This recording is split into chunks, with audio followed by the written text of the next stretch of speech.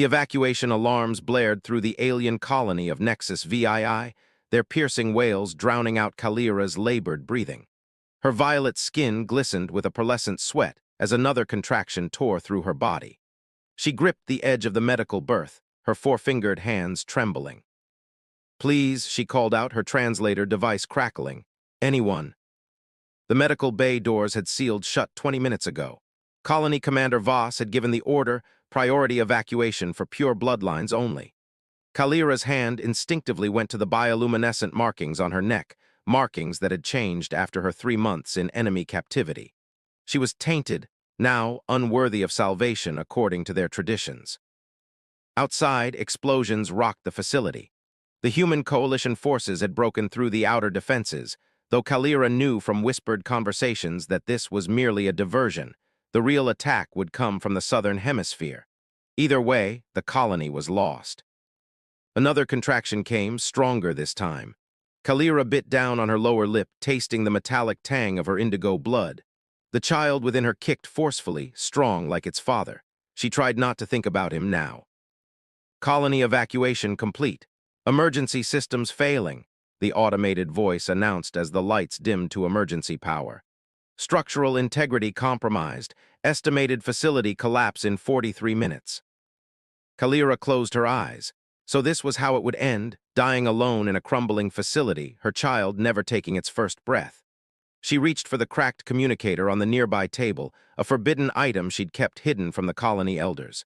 It was an old human device, capable of broadcasting on emergency frequencies. "Is anyone receiving?" she whispered into it, not expecting an answer. "Please, I'm in labor, they left me behind." The communicator crackled with static before falling silent again.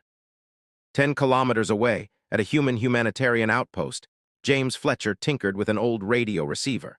At 43, he'd seen enough combat as a field medic to last several lifetimes, which was why he'd transferred to the non-combat division 3 years ago.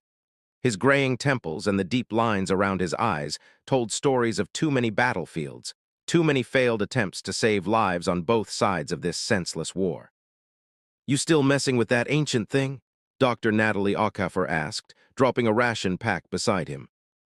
"It picks up frequencies the new equipment doesn't," James replied, adjusting a dial.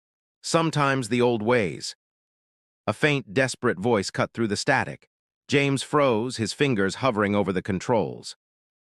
"In labor, they left me behind." "Did you hear that?" James turned the volume up, his heart rate quickening. "Someone's in trouble at the colony." Natalie frowned. "The colony's being evacuated. Command reports all non-combatants are off-world already." "Well, someone didn't get the message," James said, grabbing his medical kit. "They said they're in labor." "James, no." Natalie blocked his path. "The facility's coming down. Command has ordered us to maintain position. The bombing will intensify in less than an hour." James looked at his friend, then back at the radio where the desperate voice had faded into static. "Nat, you know me better than that." "This isn't like Proxima," she said quietly. "You can't save everyone." "But I can try to save this one." He slung his medkit over his shoulder. "Cover for me if I'm not back in 2 hours." He didn't finish the sentence. As James slipped out of the outpost into the crimson dusk, the alien colony in the distance was already partially engulfed in flames. But somewhere inside was someone who needed him, and that was all that mattered. The landscape between the human outpost and Nexus VII colony was treacherous even in peacetime. Now, with orbital bombardments lighting up the sky, James Fletcher navigated through a hellscape of broken terrain and smoldering debris. His thermal protection suit offered minimal comfort against the blistering heat, as sections of the alien facility continued to explode in the distance. "This is insane," he muttered to himself, checking his portable scanner. The signal from the distress call was faint but persistent, originating from the medical wing in the colony's eastern quadrant. The scanner also picked up enemy patrol signatures, automated drones programmed to eliminate any biological life forms. James ducked behind a fallen communications array as a patrol of 3 drones whirred past. His heart hammered against his ribs, sweat stinging his eyes. Once the machines disappeared around a ridge, he broke into a sprint. The colony's outer wall had partially collapsed, offering an entry point amid twisted metal and shattered crystalline structures. As James squeezed through the gap, a secondary explosion from the north threw him forward. He landed hard, rolling to disperse the impact, his medkit rattling against his back. 40 minutes before complete structural collapse, an automated voice announced through the facility's damaged PA system. James activated his translator device and called out, "Hello, I heard your distress call. I'm here to help." The only responses were the crackle of fires and the groan of buckling support beams. He pushed deeper into the facility, following his scanner's guidance. The interior architecture of the alien colony was both beautiful and disorienting. Organic curves merged with geometric precision, now fractured and failing. When he reached the sealed medical bay doors, James found the control panel destroyed. Without hesitation, he retrieved the portable fusion cutter from his belt and began carving through the alien alloy, sparks flying around him as the superheated tool slowly created an opening. Beyond the doors, the air was thick with smoke and the sweet, unfamiliar scent of alien antiseptics. "Hello," he called again, stepping cautiously into the darkened space. A weak voice responded, followed by a groan of pain. James rushed toward the sound, weaving between toppled equipment to reach a medical berth tucked against the far wall. The alien woman lay there, her violet skin glowing faintly in the dim emergency lighting. 4 slender arms clutched at her swollen abdomen, and her large, lidless eyes, an iridescent gold with vertical pupils, widened at the sight of him. "Human," she whispered, her translator device crackling with interference. "You came." "I'm James Fletcher, medical officer with the Human Coalition Humanitarian Division," he said, approaching slowly to avoid frightening her. "I heard your call." "Kalira," she replied, wincing as another contraction seized her. "Why would you risk your life for me? For us." Her lower hands protectively covered her belly. James set down his medkit and began to unpack essential supplies. "Because that's what I do, and because no one deserves to be abandoned." He noticed the distinctive markings on her neck, patterns that identified her as having been in enemy captivity. Understanding dawned on him. Her own people had deemed her unworthy of rescue. "How far apart are your contractions?" he asked, activating his medical scanner. "Not enough time," she gasped. Another explosion rocked the facility, sending debris crashing down nearby. "The building won't hold. Save yourself, human." James looked directly into her alien eyes, his expression resolute. "I'm not leaving without you and your baby." He gently placed a hand on her arm. "Do you trust me, Kalira?" She hesitated, then gave a slight nod, her bioluminescent markings pulsing with each labored breath. "Then let's get your child born and get you both out of here," he said with a confidence he didn't entirely feel. As the ceiling above them began to crack and the countdown to structural collapse continued, James prepared to deliver a baby of a species he'd only studied in medical texts, while the world literally fell apart around them. The medical bay trembled continuously now, showers of sparks raining down from failing power conduits. James worked swiftly, converting his human medical tools to accommodate Kalira's alien physiology.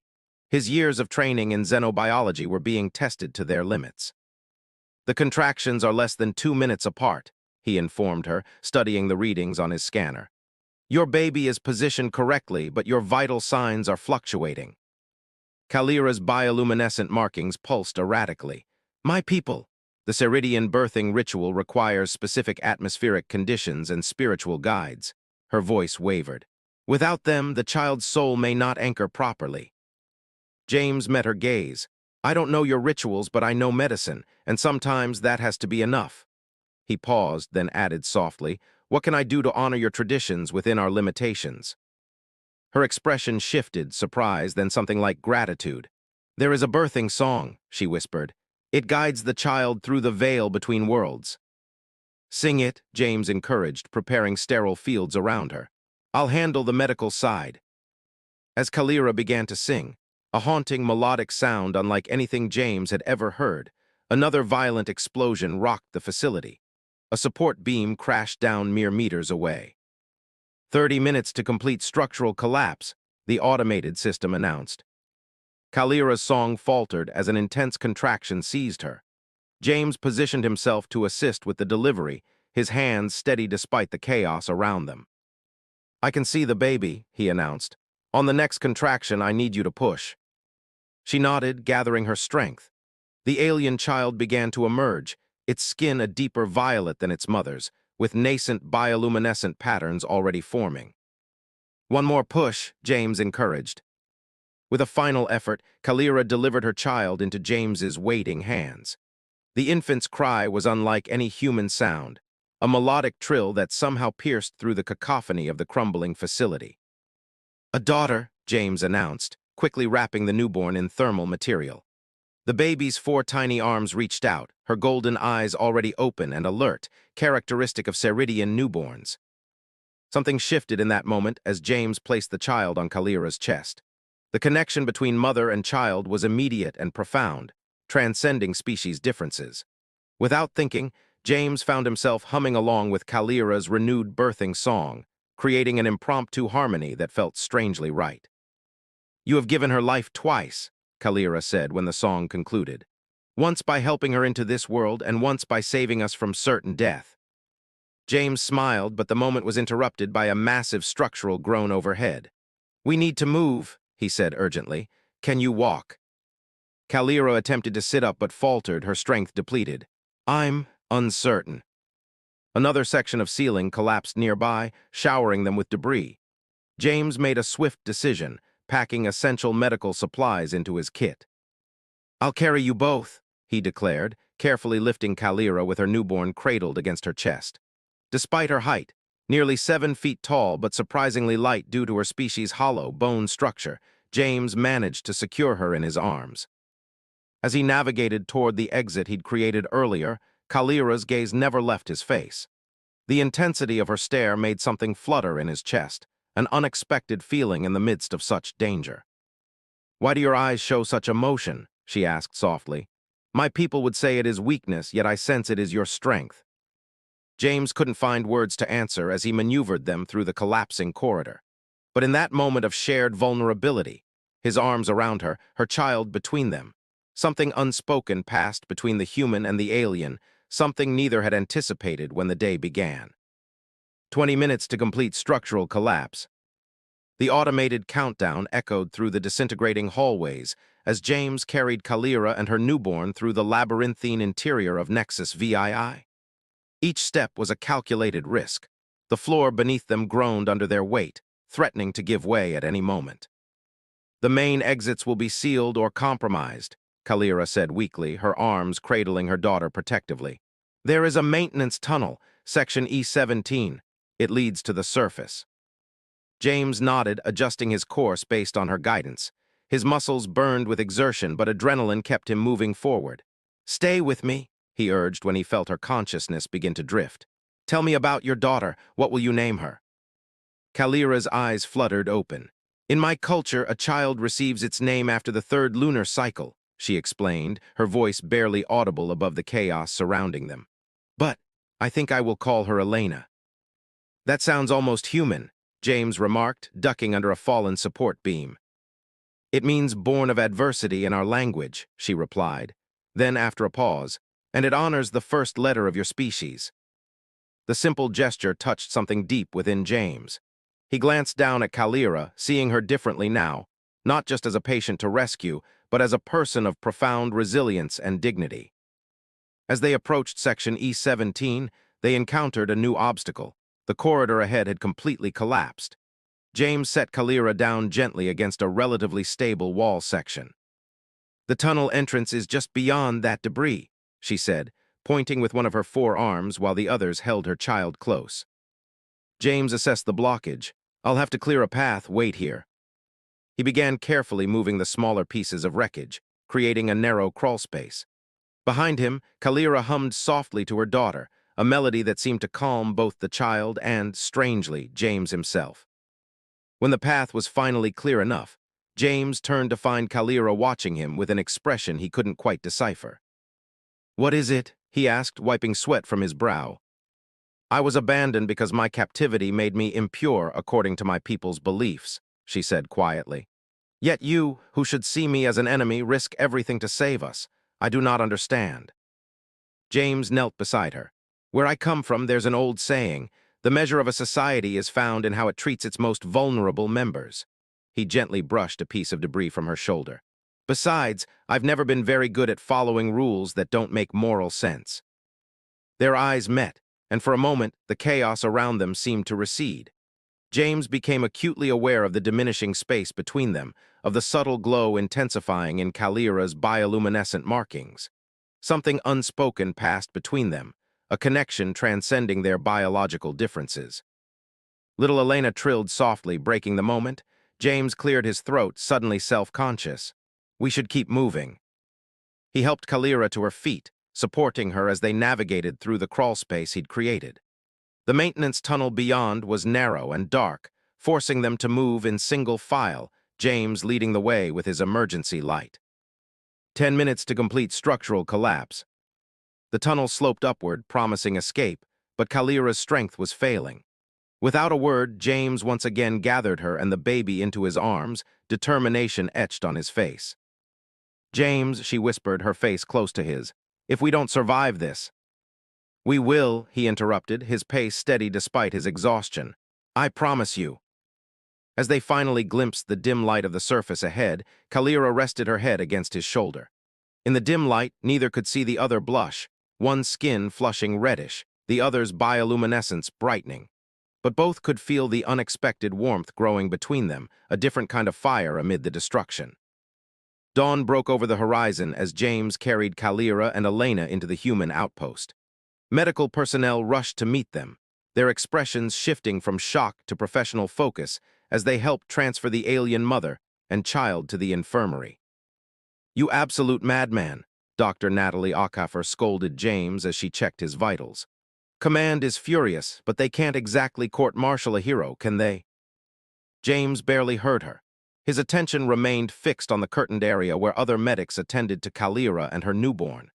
After ensuring he had suffered no serious injuries, Natalie followed his gaze and sighed. She's stable, she informed him. Both are quite remarkable physiology, more resilient than our records indicated. The baby is particularly strong. They abandoned her, James said quietly. Her own people. Natalie placed a hand on his shoulder. Get some rest, James, you've done enough. But rest wouldn't come.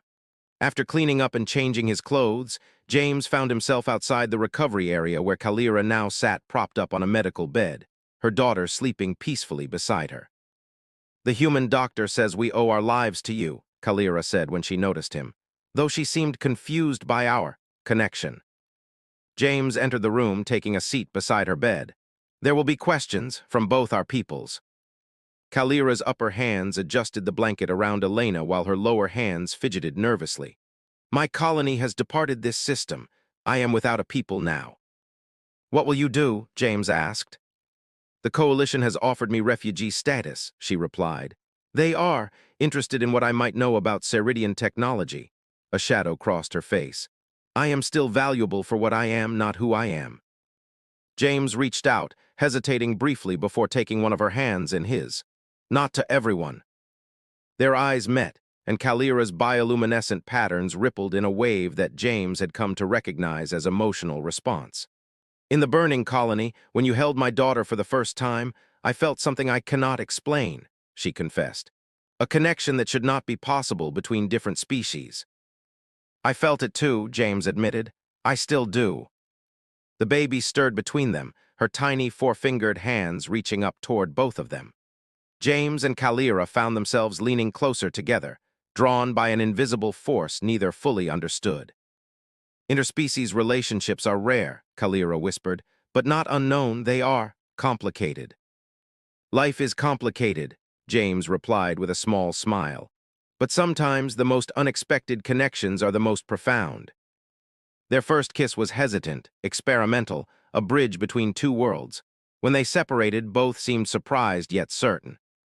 3 months later, on a colony ship bound for the outer settlements, James Fletcher stood beside Kalira in the ship's arboretum. Before them, a small gathering of humans and the few Ceridians who had rejected their species' strict purity laws watched as Kalira performed the traditional naming ceremony for Elena. She who was born of adversity, who crossed the veil between worlds, Kalira chanted, her voice melodic as she painted luminescent patterns on her daughter's forehead. We name you Elena James Kalira, bridge between stars. James's hand found Kalira's as they completed the ritual together. Their path forward would not be easy. Prejudice, cultural differences, and the lingering shadows of war would challenge them at every turn. But as they stood together under the artificial stars of the colony ship, they knew with certainty that the fire that had brought them together burned stronger than any force that might try to tear them apart. "New worlds await us," Kalira whispered, leaning against James as Elena reached up with all four arms toward the simulated constellations above. James kissed the top of Kalira's head, his heart full. "And we'll face them together, all three of us." In the soft glow of the arboretum, surrounded by those who had chosen acceptance over tradition, a human, an alien, and their child began their journey into an uncertain but hopeful future. A future neither could have imagined before that fateful day when flames and desperation brought them together.